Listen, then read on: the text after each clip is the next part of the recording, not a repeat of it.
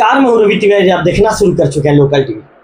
आज आपको एक ऐसा खबर राजधानी रायपुर से बताने जा रहा हूं जिसे आप सुनने के बाद कहेंगे क्या ऐसा भी हो सकता है, लेकिन ऐसा हो चुका है और ये घटना घटित भी हो चुकी है।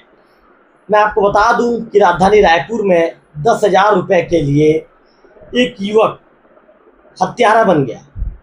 उसने एक बुजुर्ग दंपत्ति को जमीन के सौदे के लिए, जमीन का सौदा करवाने के लिए 10,000 रुपये दिया था।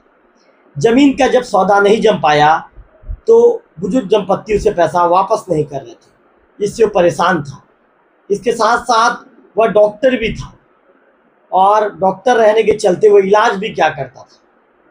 ऐसे में जब मृतक की जो है, ये कहेंगे कि जो बुजुर्ग महिला है, उसका इलाज करता था हाथ का, उसका हाथ के उपचार किए जाने के बाद भी जब वो उसका हाथ ठीक नहीं हो रहा था तो बुजुर्ग महिला उसे ताना भी मारा करती थी कि तुम बाहर से आ गए हो, तुम यहाँ के लोगों को लूट रहे हो, तुम यहाँ के लोगों को लूटने का काम कर रहे हो, तुमसे ये सब काम नहीं हो पाएगा, तुम सिर्फ पैसे लूटते रहो और तुम्हारे धंधे को चमकाते रहो। इन बातों से भी नाराज था। ऐसे में वारदात वाले दिन जो बुजुर्ग व्यक्ति अपने पत्नी के इलाज के लिए उसी डॉक्टर को फिर से अपने घर बुलाता है। इस दौरान भी इलाज को लेकर बुजुर्ग महिला और डॉक्टर के बीच कहासुनी हो जाती है। डॉक्टर तैश में आ जाता है, बिना सोचे समझे चाकू से गले और सीने में वार कर देता है जो बुजुर्ग को। इस दौरान पत्नी किचन में पानी गर्म करने गई हुई थी और जब पानी गर्म कर वापस वो लौटती है तो देखती है कि उसके पति पर डॉक्टर वार कर चुका है।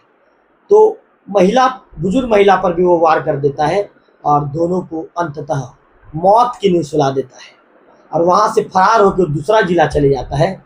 तो सोचता है कि मैं इन सब चीज़ों से बच निकलूँगा, लेकिन अंततः उसकी मोबाइल की लोकेशन जब अलग मिलती है और पुलिस की शक की सुई उसके ऊपर जाकर टिकती है। पुलिस जब उससे कड़ाई से पूछताछ करती है तो पुलिस के सामने टूट जाता है और पूरी सच्चाई पुलिस के सामने वो बयां करना शुरू कर देता है। बताता है कि उसी ने इस दोहरे हत्याकांड को अंजाम दिया है। आज जुर्म की इस खबर में, क्राइम की इस खबर में हम बात करेंगे राजधानी रायपुर के अभनपुर में घटित हुई घटना की। अभनपुर में कैसे एक झोलाछाप डॉक्टर दोहरे हत्याकांड को अंजाम दे देता है और बचने के फिराक में तमाम तरह की कोशिशें करता है, लेकिन उसकी कोशिशें काम नहीं आती और अंततः पुलिस के हत्थे चले जाता है। मैं आपको बताना चाहूँगा कि मंगलवार शाम को एक घटना घटी थी। मंगलवार शाम को इस डबल मर्डर केस का, ये कहूँगा सॉरी मैंने मंगलवार शाम कह दिया था, मंगलवार शाम को पुलिस ने इस डबल मर्डर केस का खुलासा कर दिया था और गांव के झोलाछाप डॉक्टर को पुलिस ने इसमें गिरफ्तार किया है। खबर विस्तार में लोकल टीवी के दर्शकों को बताना चाहूँगा। आपको बता दूं कि हत्या के बाद आरोपी खून से सने हुए जो कपड़े थे उसने उसे एक नाले में फेंक दिया और इस दौरान अपने मोबाइल टावर की लोकेशन भी उसकी जो बदल गई थी। पुलिस से पूछताछ में आरोपी अपने ही खुद बयान में फंस गया। वो सोच रहा था कि मैं पुलिस को गोलमोल जवाब देकर बच निकलूंगा, पुलिस की आंखों में झूल झोंक दूंगा, लेकिन जब पुलिस पीटी मुझसे कड़ाई से पूछताछ करती है तो अपने ही बयान में फंस जाता है और अंततः पुलिस उसे पकड़ लेती है। मामला अभनपुर थाना क्षेत्र के बिरोदा गांव का है।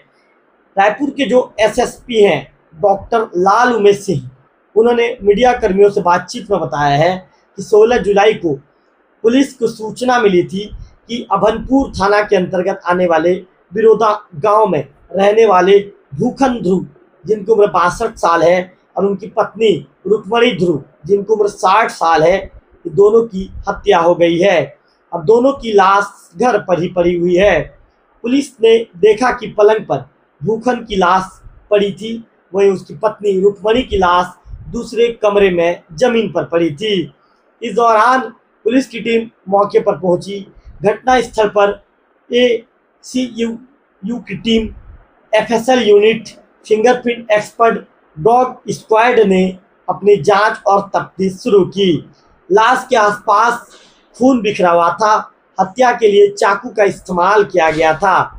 हत्यारे ने गला काटने के बाद सीने पर भी चाकू से वार किया था, लेकिन जांच में कोई ठोस सबूत हाथ नहीं लगे थे। ऐसे में इस हत्याकांड की गुत्थी सुलझाने के लिए पुलिस ने करीब गांव के 200 से ज्यादा लोगों से पूछताछ की। पुलिस को पूछताछ में ही पता चला कि गांव का एक डॉक्टर घटना के दिन शाम के करीब 6 बजे के आसपास वहां वहां पर देखा गया था। जब घटना जिस दिन घटी थी उस दिन 6 बजे के आसपास देखा गया था। पुलिस ने डॉक्टर राकेश कुमार बारले को पकड़कर पूछताछ की।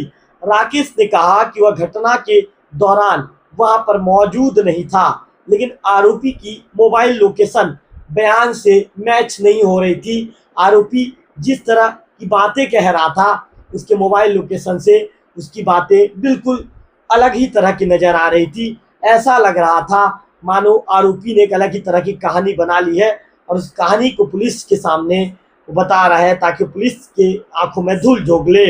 ऐसे में उससे कड़ाई से पूछताछ की गई और अंततः उसने सच उगल दिया।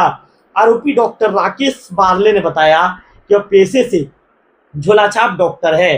लगभग 2 वर्ष पूर्व ग्राम बिरोदा में अभनपुर में आरके मेडिकल के नाम से दवाई की दुकान का वो संचालन कर रहा है।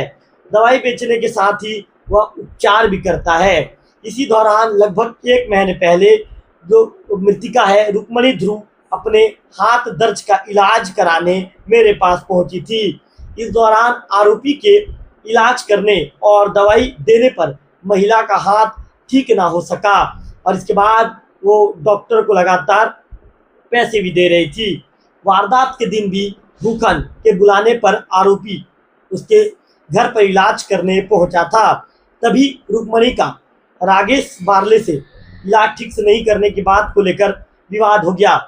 रुक्मणी ने कहा, तुम बाहर से आकर लोगों को इलाज के बहाने लूट रहे हो, ये अच्छी बात नहीं है, दूसरे लोगों से ज़्यादा पैसा ले रहे हो।